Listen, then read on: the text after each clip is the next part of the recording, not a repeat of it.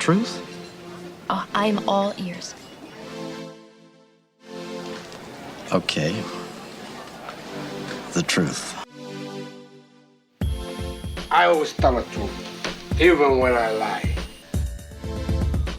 Why do you find it so hard to believe? Why do you find it so easy? It's never been easy. You want answers? I think I'm entitled. You want answers? I want the truth. All I'm offering is the truth. Nothing more.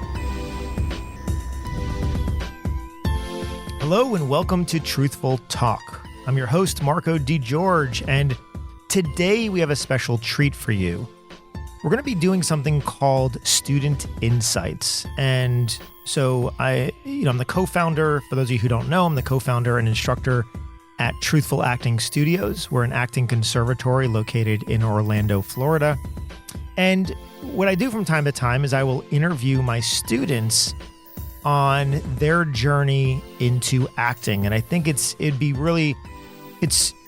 good to be able to listen to their journeys too, because it's not just the actors that have already made it in the industry and the artists that are already working, but it's also the entire process as well.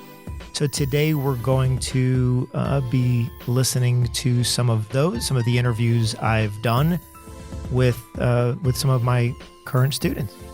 So hope you enjoy. We're here today with Kelly Louton. Hello. Hello. How are you? I'm doing well, thank you. How are you? Here, put that just a little bit closer. A little bit closer? Yeah. All right, can you hear me now? I can hear you now. Fabulous. So that's great.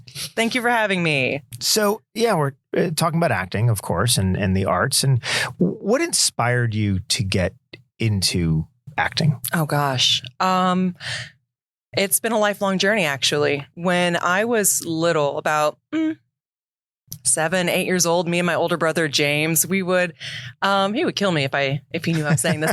It was called a kid cam. So back in the day, it was a little black and white camera. You connected it straight to your TV or VCR and you would record on VHS tapes. I'm aging myself, but VHS tapes. Yeah. And we would make movies. So he would dress up as Darth Vader. I would be like Batman. We would make home movies. Nice. Like full scale little home movies. And we would just spend hours doing it. And we'd have like little scripts and we'd make these. So that was something we did a lot. And it was ridiculous. And I would often threaten to show these videos to his friends. And he's like, I will kill you. But he didn't. And I didn't either. I didn't show people. But we spent a lot of time doing that growing up, a lot of make-believe, stuff like that. Okay. And we watched a lot of movies and we would always look at like continuity, even as little kids. Like we'd be pointing out stuff like that cup wasn't there before, little things like that. So growing up, I was always interested in the magic of movie making and stuff like that. And I loved playing make-believe and doing things like that. As I got older into high school, I actually remember this specific day, my brother James, I was trying to select classes for 11th grade, so my junior year. And he's like, Kelly, you need to do theater. And I was like, no, I shouldn't. He's like, no, you really need to do theater. Like, you should do this. Oh, wow. So I signed up for it. And of course, I loved it. And I was like, okay, you're right. And he's like, of course I'm right. Like, I'm James. I know I'm right. But that was sort of the earlier introduction. So my family was also very supportive. Anytime I wanted to do something, they'd say, yeah, you should do the thing. Or, if you want to do art or music or be a doctor or an astronaut, they were always do anything you want to do. You only live once. So I had a really strong support system. Okay. And my family also, they're all film and movie buffs and stuff like that. So they were always into the arts and things like that. So it sort of made it a little bit easier, kind of getting an early transition, being somebody who had a very supportive family. I know not everybody has that. Yeah, you're right. Not everyone has that. You're very, very fortunate for that. Yes. Oh, yes, definitely. It's definitely a blessing. My partner, he's very supportive of it. My parents are always interested in what I'm doing, and I've never had anybody in my circle, my family or friends, who ever looked down on it. They're all, wow, I wish I could do that. And I'm normally like, well, you can. You have to allow yourself the space to do the things that you really want to do within your means, of course. But, Have you always been a risk taker? No. Okay. I actually have been my biggest roadblock in my life. Okay. I have a lot of friends and family who are like, do these things, do it. I'll do silly things. Like for fun, we would jump off my parents' roof as children. So we would take like physical risks. I didn't die. I died 0 times. So we're fine. That's good. Yeah. But I would always want to do something and then I would second guess and then I'd delay it, which is why ultimately moving into being an artist and an actor, now that I'm a little bit older, it took me a lot longer because I would delay and second guess. And, you know, my parents and my partner, after my brother James passed away, you know, I had a bunch of jobs I hated. And they're like, you know, you always want to do this, like just do the thing. And I'm like, yeah, I'm going to do the thing. So it wasn't until I probably got into my late 20s that I was like, we live on a rock in space. You know, just do the thing, which is sort of how I'm trying to live my life now. So I'm definitely taking more risks. I do not jump off roofs anymore. That's good. I try to make it a habit not to do that. But yeah, so. Did the passing of your brother change how you see things or how you approach your art or how you approach anything? Yes, actually significantly. After he passed away, obviously there's a long grieving process and stuff like that. Yeah. But it really, I guess not saying it's a good thing, but something that I got out of it was it allowed me to really look at myself and say, you know, you don't live forever. Yeah. And when I turned 33, I realized that I became older than he was before he passed away. So I'm like, wow, you know, that sort of changes it for me. It changed my perspective on how I'm living. I'm like, he was always my big brother and now I'm older than him technically. Right. I've lived longer than he did. Yeah. So it sort of allowed me to sort of reevaluate the things that I'm doing. I'm like, wow, you know, he never got to be this age and do this thing. So now I sort of attack things with more maybe vigor, you know, like, wow, I'm really getting to do this. I'm going to put myself into it. I'm really going to put myself out there. And I'm not going to be afraid to embarrass myself or look stupid or wear silly clothes or anything like that. You know, it's really allowed me to be more open with myself and enjoy like the child that's still within me. Because I went into sort of corporate work and stuff like that. And it was really stifling and stuffy. And, you know, I think we've all been there. And I hated it. And after he passed away, I was like, you know what? It's okay to be stupid. There's nothing wrong with it. You know, I'm not hurting anyone. I just think it's such a reminder about life is uncertain.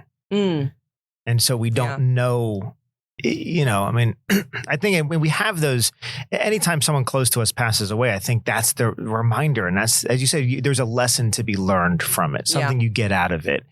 And it's, let's not wait for tomorrow because we don't know if there is going to be one. Absolutely. 1000%. That was a major shift in how I did things in my life. And it wasn't until after he passed away that I started pursuing being an artist and an actor. And that was a major catalyst in my decision to leave, you know, 9-to-5 work and all of that. I was like, you know, life is too short to do things that you hate. And if you're not in a position to change what you're doing, I know some people say, if you can't do what you love, try to love what you do.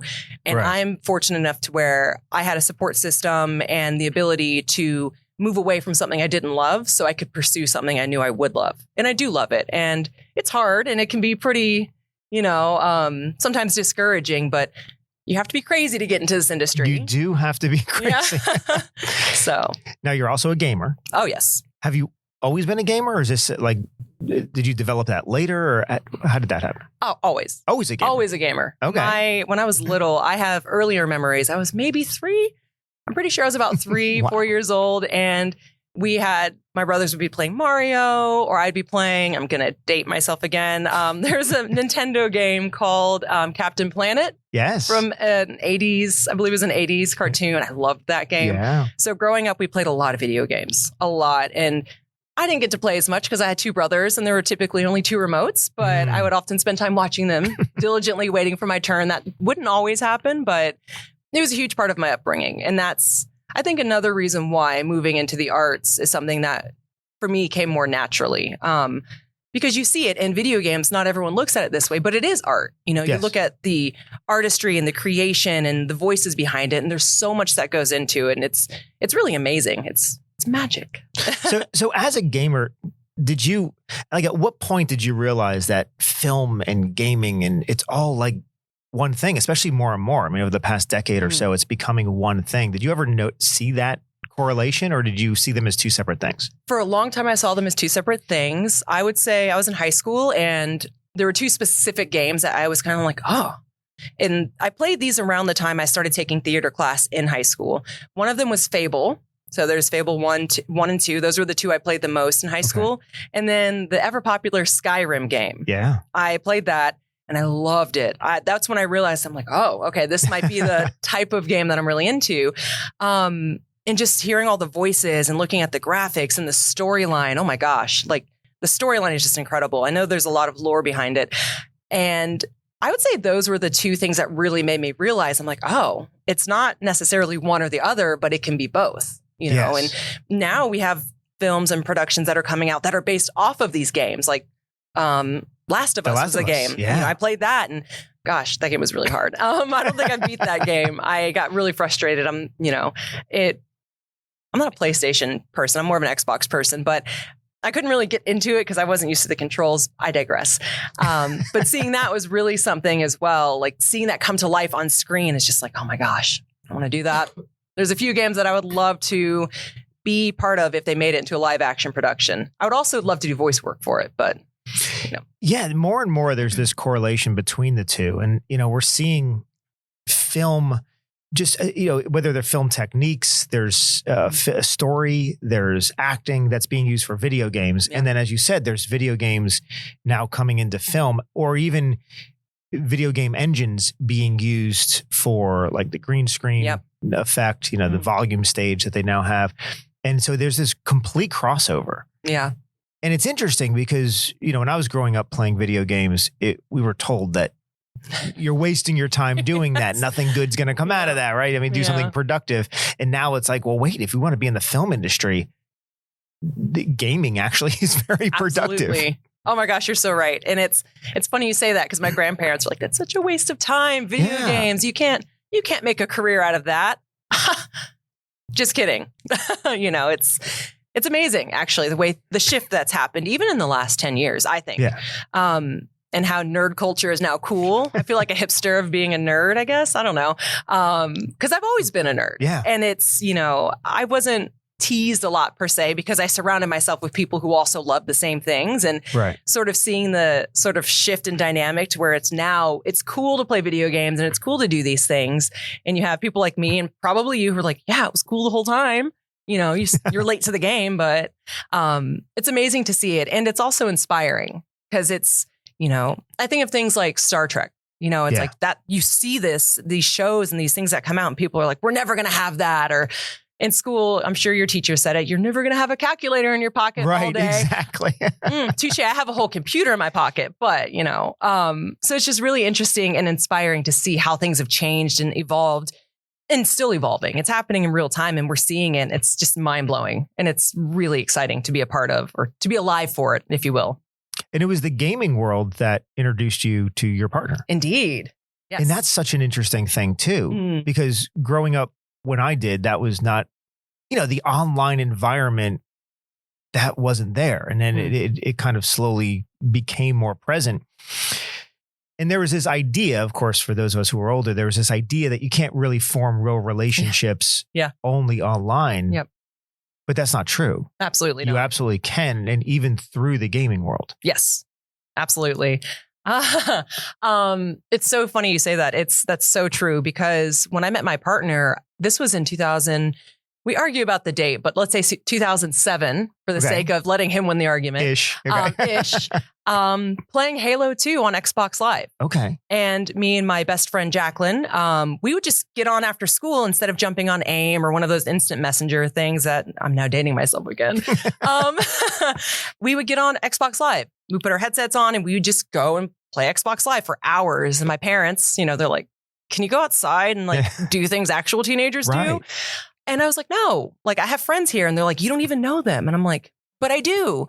And I think to your point, in a lot of ways, in my opinion, when you're speaking with someone and you're only getting to know them based on their personality, assuming they're not lying about who they are, which can happen, you're getting to know somebody on a different level. So I'm not seeing the way someone chews their food or maybe the gait of their walk or how they interact socially. Those things don't matter. You're getting to know somebody on a level that is truly who they are as a person. You're just talking.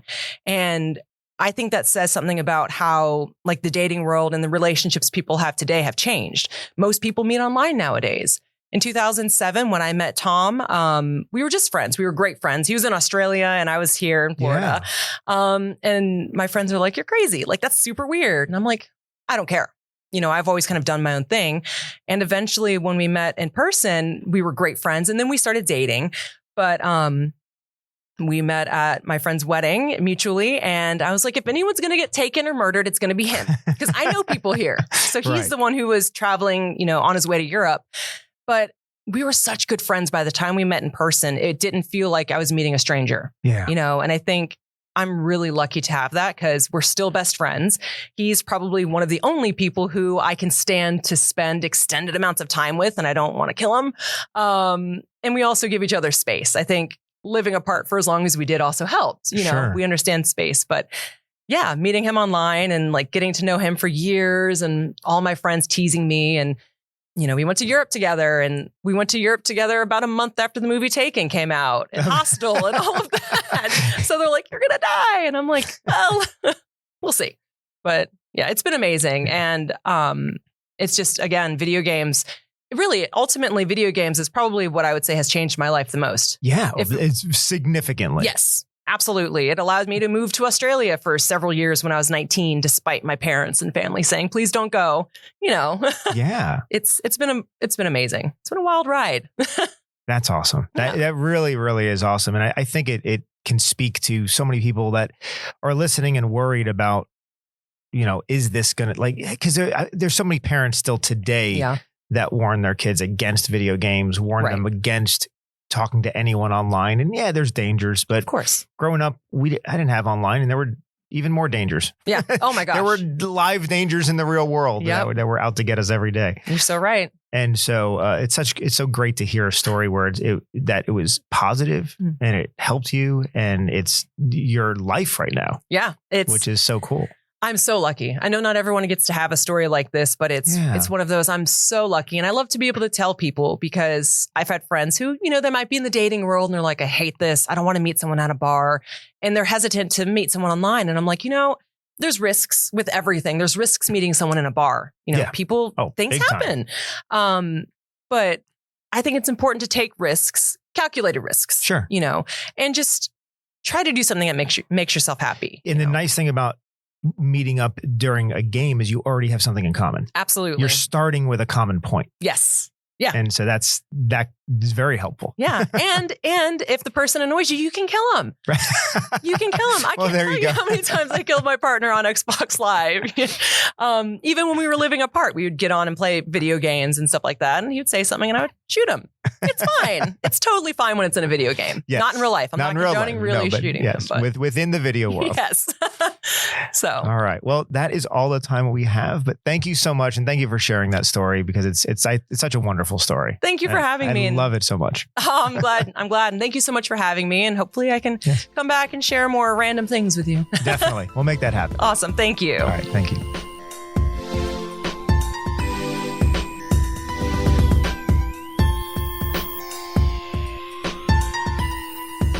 We are here with David Clark, or what you were just telling me, David A.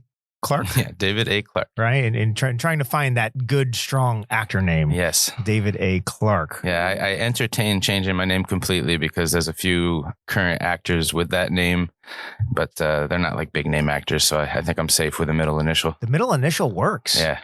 I mean, I was thinking producers. I always see the producers with that middle initial. So David A. Clark, like you're the producer of who knows what, right? Yeah, something good though. Something good, yeah, something good, or a whole like everything that's on TV type of thing. Yeah. Nice. So, how are you today? I'm doing pretty good. Got a lot of work to do. We got that scene going this week for Say Goodnight Gracie, so I'm putting in a lot of hours with my crew trying to nail down all the technicalities. Yeah. So how are you enjoying like your whole acting journey so far? I can't praise it enough. My life has changed completely since I started. I've been in a rough spot for a long time. 15 years or so, I think, ever since my mom and dad split up when I was a kid. Just messed me up real bad and made me stop fighting for the dreams that I wanted. I was always really heavy growing up, so you can kind of see when I'm in a positive mode when I start losing weight. I had this big dream to be a football player when I was in high school. Okay. And so I want to say probably around 8th grade, I started really caring about it. And I dropped like 80 pounds in a summer and a half, pretty much like 4 or 5 months. I lost so much weight. Oh, wow. And got into crazy shape. I had these dreams. I was going to go to the NFL. And my mom was supportive. She was at every game, brought me to every practice. I actually had to go to another school to play because I went to a small school that didn't have a football team. Okay. So we actually had to travel to go play football. And my mom just made it happen for me. But when I was a junior in high school, I had this problem with my arms going numb. So I went to my orthopedic surgeon, and he did some x-rays, and he found a tear in my neck, actually a herniated disc. So I couldn't play football anymore. Oh, wow. So it screwed me all up. And I got into a bad relationship, made a lot of really bad decisions, gained all that weight plus back, and stopped caring about myself for a long time. Until a few years ago, when my grandmother got really sick. Me and my brother decided to drop everything and just go to her. And now that's the other side of the country. I was growing up in New York, so we had to travel to Florida to do this. So it was a big deal. I sold my house. We came down, didn't really think about it. And then within 3 months, we lost her. It was just really, really fast and hit us hard. And now, as far as the acting goes, when I came down here the first time, I felt like it wasn't just for my grandma. There was something else going on that was pulling me down here. And I told this to my brother. I was like, I really want to do something awesome with my life. And I've always wanted to be an actor. You know, even when I was trying to be a football player, I was doing theater in my high school, and that just seemed like an unfeasible dream. You know, it seemed like my head was in the clouds, even thinking about that being my dream. But after losing my grandmother, I had a real talk with my grandfather. You know, he's like, why don't you do something? You know, you're not too old. Go back to school. I don't think he was expecting me to take acting classes, but he's like, you're not too old to do something. Go back and, you know, find something that you're passionate about. And I told my brother, you know, I'm going to try this acting thing. And the first couple of weeks, it was just kind of putting my feet in the water. I wasn't sure how much I was going to love it. And something sparked inside of me, and I just started caring about myself again.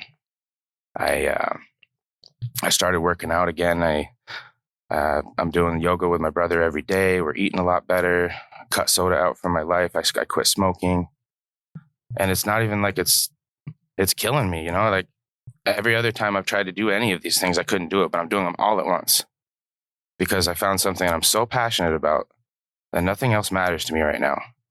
And it's a really good feeling. I haven't felt like this since I was in school trying to be an NFL player. And even more so, like I'm far more dedicated to this than I've ever been to anything, I think. I think it's important to have something that like a vision, a goal, something that you're after. Because it seems like right when you lost that dream of being a football player, there was nothing else to turn to. Right? Is that what happened? Was there was no other dream? So yeah. I mean, there was one other dream. There was this girl that I was deadly in love with, and that didn't work out. So I did end up getting into a pretty serious relationship with this other girl. And that was kind of like my escape from my mom and dad splitting up. That was my escape from football not working out. I pretty much secluded myself. We moved in together, and I just kind of stayed in this little black spot in my life for like a few years. Like neither one of us really cared about each other. I don't think. It was just kind of, we were there and it just was working. And then until it wasn't working, and then we went our separate ways. I went even darker, just completely stopped caring about anybody, myself. I was living in my house with my brother, and we didn't have any goals. I mean, upstate New York is where we grew up. There's absolutely no opportunity up there whatsoever. You have to leave. There's nothing else you can do up there. It is depressing. Like, even if you just wanted to live a normal life and have a job, you can't even do that. There's no jobs. Not everybody can work at Dollar General. Right. And that's what our options were, was Dollar General or Walmart. So either way, we had to get out. And it just all kind of happened at once. And it just seems like one thing followed another. And like, I'm supposed to do this, like that intuitive path you talked about in class. Like there's something in the universe that's pulling us towards where we're supposed to be. Yeah. And sometimes living in a small town doesn't give you that opportunity, provides you have to move somewhere else. Yeah. So when that all happened, and then of course over the last few years you've struggled with different things. Were your struggles a form of escapism, or did it start that way and then turn into something else? Like how did that happen? It started as an escape. It started, I just wanted to go out and forget my problems. Okay. So I was going out and drinking all the time. I had a couple of friends who really supported that lifestyle. Sure. And we would do that every day for a number of years. That was the life we live. Basically frat boys in our late 20s, going into our 30s. Eventually it became complacency. It became easier and more comfortable to not care and just stay in that dark spot. And just, it seemed like forever until I was going to die. It didn't even, I had no vision of where I was going. I didn't know what I wanted. I didn't know who I wanted, where I was going, what I wanted to do. I don't think any of us really do. Right. Or it takes a while to figure that out anyway. Yeah. So then now that you're kind of out of those dark things and then back into acting, this is now a clear vision. Oh yeah, absolutely. It almost scares my brother, the turnaround that I've had. Really? I've completely changed everything about my life. I used to be one of those people that showed up late to everything. It was just, I was actually called Clark time for me. Like it was assumed I would be late to everything. And because I didn't care about anything, it was a very long time that I just didn't care. And even when the start of this process, Meisner 1, I was late in the first few weeks, and it took some discipline, but it's completely changed. I show up to my job on time now, and I never did that before. And I'm actually early, not even on time. I'm like 15 minutes early now for my job, and I'm just sitting in the parking lot waiting to go in. And that's just a weird feeling for me. I've never been like that. So acting really for you means, it's more than just something fun to do. This is now a like your life. Yeah. No, I've completely dived into it. And like I mentioned earlier with the weight loss, I'm down 60 pounds since May. We're December now. So that's what, 6-7 months. That's awesome. Yeah. Congratulations on that. And it's, I'd like to give it all to the acting, but it's, I got to give myself some credit. It is so hard to stay disciplined with something, but the acting is easier for me because I just love it. Well, I think the acting is the motivation, but you did the work. So yes, you have to give yourself credit because you're the one that had to stay true to it. You're the one that in the tough times, we all have tough times where it's so much easier to eat than not eat, right? Or to eat something unhealthy than healthy. So, but you had to stay true to that. And you did. So I think you have to give yourself a lot of credit for that. A lot of credit? Yeah. You're the one driving the boat there. So, but no, I think it's wonderful to have that. And then now, yeah, you're all in on the acting and the progression you're making is incredible. And so where do you now see yourself? What's your vision now for yourself? I got to start auditioning for theater. That's my goal in the short term anyway, is to get more comfortable moving in front of people. That I'm still in the beginning phases. I got a long road before I'm going to feel comfortable moving on. So I got to start, getting gigs lined up so I can start working on the art, start putting it into practice, get comfortable just moving around on a stage and getting direction on a regular basis and while taking classes. Yeah, sure. But yeah, that's my short-term goal. I mean, in the medium to long term, I'd like to see myself in New York at some point. I would love to try to get into theater. But this time the city, not upstate. This city, the New York. City, Yes, New York.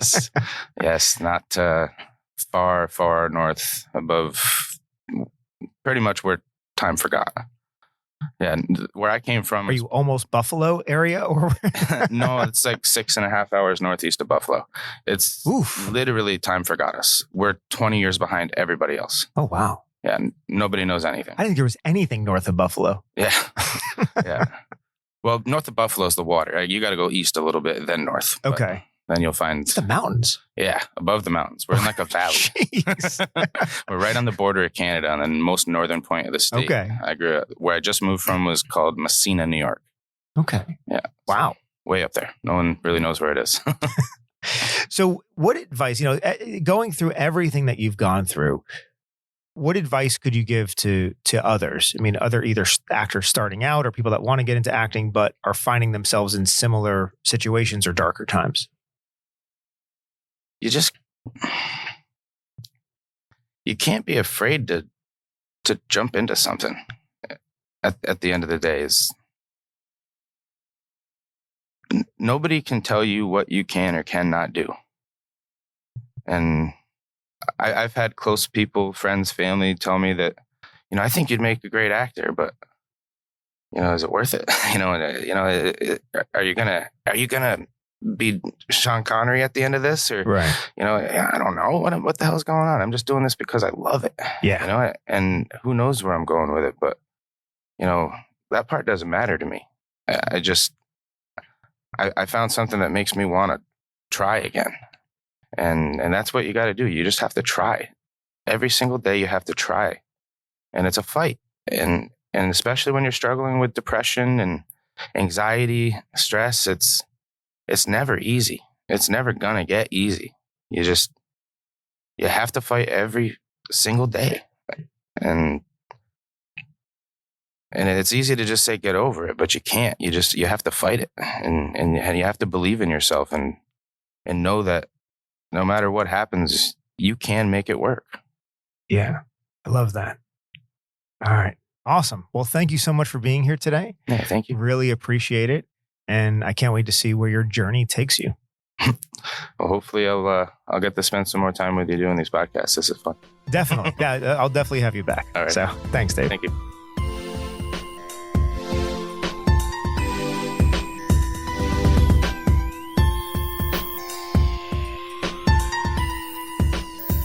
We're joined in the studio today by Christine Nguyen. Hello. Hello. How are you?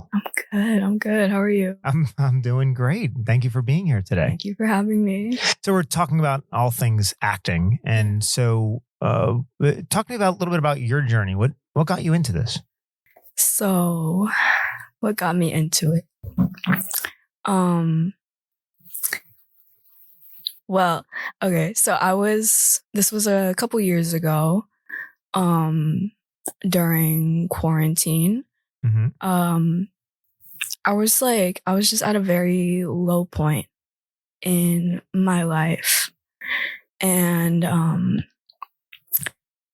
the only kind of escape I had was watching TV, movies. I could get out of my world and go into that world. Yeah. And I can't really pinpoint a specific thing that I watched that really got me into it. It was just being able to escape and yeah. Yeah, I think the feeling of escapism is powerful. I think it's one of the reasons I think we go to movies and watch TV shows is to get out of our own, troubles, issues, and then and be able to explore through somebody else. Yeah. So it helped you watching. Was there a certain show Not that you went to, or? I can't really think of one. Okay, so it was really just TV it or was just like in general. and I was like, and I was like recently like, I'd recently like dropped out of high school. I was like really had nowhere to go. So this was like the one thing that I kind of could see myself doing. Okay. So I looked up like acting classes, and I went through a few until I came to TA, but I think it wasn't until I came to TA where like I actually like felt like in it. Okay. You know what I mean? Yeah. So I we're seeing more and more mental health is such a huge topic nowadays. And it's not that mental health wasn't an issue when I grew up. It just wasn't talked about. Yeah. No one talked about it. We just, we had to deal with it and get over it. And that was about it. And now it's such a relevant topic because so many people are dealing with mental health. Yeah. How did you cope when you were going through certain things? What was it just TV? Was that the one coping mechanism? Or? It was. So, at the time I had some friends who were like, this was like high school. So they were like drinking, doing drugs. Sure. And, being around them, naturally, I got curious. I tried it out. Yeah. And my voice. But I got into it, and then I got too deep into it. Okay. Yeah. Okay. But which, you know what? You're not alone. Yeah. You're not alone. And I think so many people turn to those things because one, you want to fit in. Two, there is a level of escapism in drugs, alcohol, all of that. And I think three, we don't necessarily know how easy it is to get into it and not get out. Yeah. And, I'm like 14 months sober now. So. Well, congratulations on that. Thank you. But yeah, it was like, I became so reliant on the drugs to like get me out of whatever I was feeling at the moment. And it got to a point where I would just like, I would be laying in bed for weeks at a time, just like doing nothing. Just, I would just like be laying in bed high, just had no like desire to do anything. Was it the drugs that were causing that, or was it more of the mental health that was leading you to the drugs that was causing that? I think it was like everything. It was like, I don't know. Sometimes once you get into it, it doesn't even matter, right? It doesn't really a cycle, yeah. But I really don't remember much because it fucks up your memory. But how did you get out of it? Acting, really. Really? Yeah. I once I started taking classes, I had something to do, and to go into these like characters and like do all the emotional work, I'd have to feel feelings. Yes. And I couldn't do that if my brain was numb. Okay. So I eventually I started taking like breaks from it, and these breaks they helped. And then a couple months before I got into TA, I decided I would like see how long I could go without the drugs, and just like see how long I could do it. So I started classes here, and that was like kind of when I really learned how to like embrace my emotions and like really just like feel everything. And yeah, it kind of. And that, what did that give you, like, then a it support? kind of gave me like the motivation to like, I don't know how to describe it, but like I realized like I didn't want to be numb to these feelings anymore, because like even though I had to feel all the negatives, there was so much positive that I was cutting myself off from feeling. And now, I'm here. now you're able Now to, we're here. and now you're able to feel, and now I can feel shit. Yeah, that's a good thing. Yeah, it's a great thing. I'm crying, and and it's okay. It is okay to cry. Yeah. Because that's who you are and what you're feeling. It is. Yeah. And we don't have to hide that from anyone. Exactly. So, has acting, I think it's fair to say it's empowered you then. It has, yeah. And then I remember working with you too, and there was that one semester you found your voice. Yes. I think that's another empowering thing, because you have your emotion, but then now you have your voice. Yeah. Growing up, I was always like the quiet kid. Like, okay. Like people thought I was mute. Like I would never speak. Oh, really? I remember being in pre-K, and the teachers, they would bribe me with ice cream if I talked a certain amount of times. That's how little I spoke. Wow. Yeah. Okay. And was that just, do you think that was part of your personality, or did that come from upbringing? Or it came from upbringing, but I think it came from my upbringing, and that's how like I was. And then people started labeling me as the quiet one, and I kind of like took that on. I internalized it, and then I kept that with me throughout my life. It's interesting you say that, because it psychologically that does happen, where if enough people call you the same thing or label you with the same thing, we take that on as an identity, even though it's really not us. Yeah. But we think that we have to somehow be that. Yeah. And that's why it was crazy. Like I never saw myself acting or like doing anything like on stage or in front of people. But I was always like, I was into the arts. Like I would draw, I would, listen to music. I loved art. And it's like, I don't know, somehow I found acting and it's worked for me. And so is acting now your motivation in life, or is this now your vision, or what? How does it fit in? I don't know how to describe it. It's something I channel my emotions into. Okay. So you can use it as a release? Kinda, yeah. Yeah. It is. I mean, I always say that we're so fortunate as actors that we have this to release, because so many people, or even think about yourself before the acting, we have to hold on to all of that stuff. People don't allow themselves to express it, and that can lead to dangerous things. Yeah.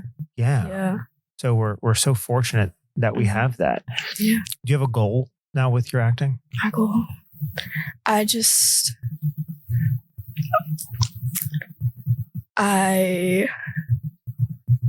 want to do this for a living.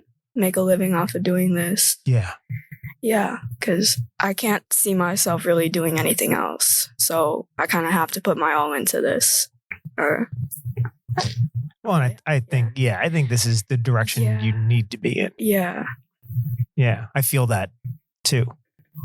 Definitely. So what advice could you give somebody else? I mean, I think, there's so many people dealing with substance abuse or just even poor mental health. What advice could you give them to help them work through it?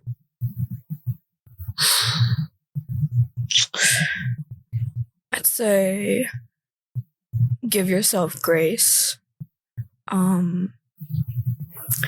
If you don't have 100% to give that day, you only have like 30%. You give that 30%, that still counts as giving your all that day. Just, day by day, do what you can. And eventually you'll get there. Okay. All right. I really appreciate you sharing that. I think it's an important story for everyone to hear. So thank you so much. Thank you for being here. Thank you for having me. And I can't wait to talk to you some more. Thank you. If you'd like to learn more about our studio and what we do, you can find us online at truthfulacting.com. And check out truthfulactingonline.com for our Learn at Home at Your Own Pace courses. So what I told you was true, from a certain point of view.